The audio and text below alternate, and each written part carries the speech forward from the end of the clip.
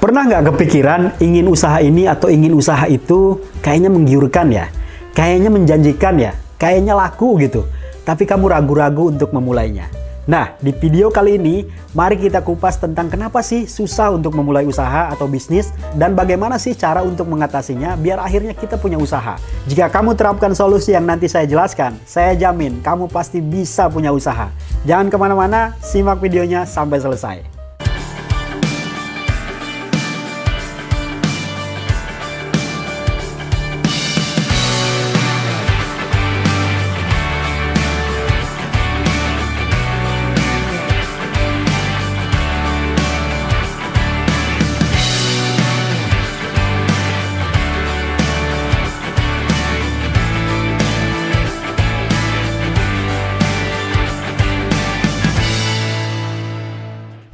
Terima kasih kamu masih setia bersama channel ini. Channel yang dikhususkan untuk kamu yang baru memulai belajar bisnis.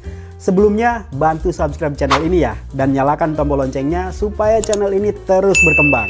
Oke, bagi sebagian orang, mempunyai usaha atau menjadi pengusaha itu sebuah impian yang sangat diinginkan. Apalagi usahanya bisa sukses dan maju. Kenapa sih susah untuk memulai bisnis padahal banyak orang yang bilang untuk memulai bisnis itu mudah kok? Setidaknya ada 3 kendala yang biasanya menghambat kamu untuk memulai bisnis. Mari kita bahas kendala-kendalanya. Kendala yang pertama, alasan tidak punya modal. Mungkin kamu yang nonton video ini sebenarnya mau buka usaha, mau punya bisnis, tapi merasa tidak punya modal. Modal uang pastinya ya. Padahal, sering saya katakan bahwa modal untuk memulai bisnis itu bukan hanya soal uang. Kalau berpikir soal uang, sebenarnya apa yang ada pada diri kita itu adalah modal. Tangan, kaki, tenaga. Bahkan Bob Sadino itu pernah berujar, kalau seandainya jari kamu dipotong 1 lalu diganti dengan uang 10 juta, mau nggak kira-kira? Orang normal pasti nggak mau kan? Banyak kok usaha yang awalnya tidak perlu modal duit, misalnya jadi reseller atau jadi dropshipper. Jadi perantara atau makelar jual beli mobil, motor, tanah, dan lain-lain. Kendala susah untuk memulai bisnis yang kedua adalah takut rugi dan takut miskin. Pertanyaannya, lah emangnya kamu sudah kaya? Kalau kamu sudah kaya mungkin kamu sedang menikmati hidup dan gak cari-cari info cara memulai usaha di YouTube. Kalau kamu belum kaya, kenapa harus takut miskin? Terus bilang lagi, saya takut rugi, modal saya sedikit, jadi kalau rugi habislah modal saya. Jadi gini, dalam usaha itu ada yang namanya untung, ada yang namanya rugi. Semua ada risikonya. Jika kamu tidak mau mengambil risiko, ya sudah, kamu tidak usah memulai usaha. Semua pengusaha itu pernah merasakan rugi, termasuk saya. Nah, untuk meminimalisir kerugian, solusinya adalah carilah mentor yang bisa ngajarin kamu. Nanti saya jelaskan di poin berikutnya. Kendala susah untuk memulai bisnis yang ketiga, merasa tidak punya bakat di bisnis. Guys, bisnis itu bukan ajang pencarian bakat. Kalau kamu tidak punya bakat, ya nggak apa-apa. Kerja keras saja sampai target-target kamu tercapai satu persatu. Kamu tidak punya bakat, tapi kan kamu punya kebutuhan hidup yang harus dipenuhi. Kesampingkan, atau kepinggirkan, atau bahkan kubur dalam-dalam perasaan kamu yang mengatakan bahwa kamu tidak punya bakat. Munculkan dalam benak kamu bahwa kamu punya kebutuhan hidup yang harus dipenuhi. Munculkan dalam benak kamu bahwa kamu punya kewajiban menafkahi keluarga. Dan salah satu solusinya adalah berwirausaha. Jadi ini adalah soal pola pikir atau mindset. Maksud saya, ubah pola pikir kamu. Tidak punya bakat ya nggak masalah. It's okay, no problem. Oke, terus solusi dari semua kendala itu apa kira-kira? Solusi yang pertama, cari mentor. Di mana? Di Facebook ada, di Instagram ada, di YouTube ada, di TikTok pun ada. Terus kira-kira ada rekomendasi nggak mentor bisnis buat saya? Sudah pasti ada. Kamu bisa nongkrong di channelnya Om Denny Santoso, Tumda Semua Ringin, atau bisa subscribe channel YouTube-nya Komunitas TDA TV yang secara khusus membahas dunia bisnis dan usaha. Kamu cari tahu tentang mereka, ilmu-ilmu mereka, buku-buku mereka, pokoknya banyak cara deh gimana caranya menemukan mentor bisnis yang pas. Solusi yang kedua yaitu cari lingkungan yang positif. Berteman dengan banyak pengusaha, manfaatkan komunitas-komunitas pengusaha di grup-grup Facebook, WhatsApp untuk kamu belajar.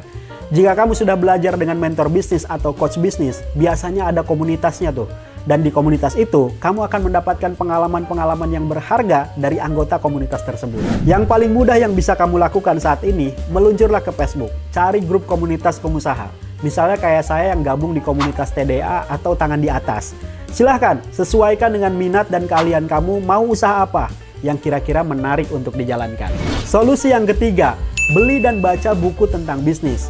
Jika kamu kesulitan belajar berbisnis dari sosial media semacam YouTube, Facebook, TikTok, karena memang materinya tidak terstruktur, maka saran saya, belilah buku-buku bisnis, motivasi bisnis, dan pengembangan diri. Biasanya jika kamu belajar dari buku itu lebih terstruktur, step by step, langkah demi langkahnya terperinci dibandingkan dengan nonton YouTube apalagi TikTok.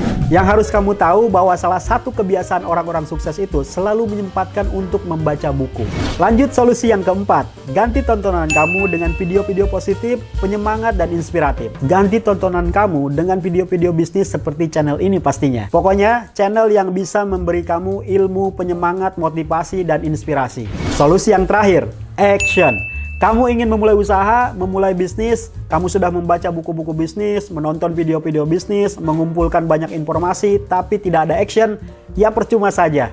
Ayo, segeralah action, ambil tindakan, mulailah segera bisnis. Kalau kamu tidak punya modal berupa uang, maka mulailah dari bisnis yang tidak perlu pakai modal uang. Seperti yang sudah saya sebutkan tadi di awal, jika sudah terkumpul uang dari bisnis tersebut, bukalah bisnis impian kamu. Jangan takut gagal, jangan takut rugi. Semua pebisnis pernah mengalaminya. Itulah gunanya kamu berguru dengan mentor bisnis, coach bisnis, agar kamu dibimbing. Dan itulah gunanya kamu bergabung di komunitas-komunitas tadi, agar kamu mendapat nasihat dan ilmu. Oke, demikianlah 3 kendala dalam memulai usaha. Berikut saya kasih solusinya dari 3 kendala tersebut. Kira-kira mana yang menjadi permasalahan kamu? Coba tuliskan di kolom komentar ya. Nanti kita bahas di video selanjutnya. Terima kasih sudah menonton video ini dari awal sampai akhir. Semoga bermanfaat. Assalamualaikum warahmatullahi wabarakatuh.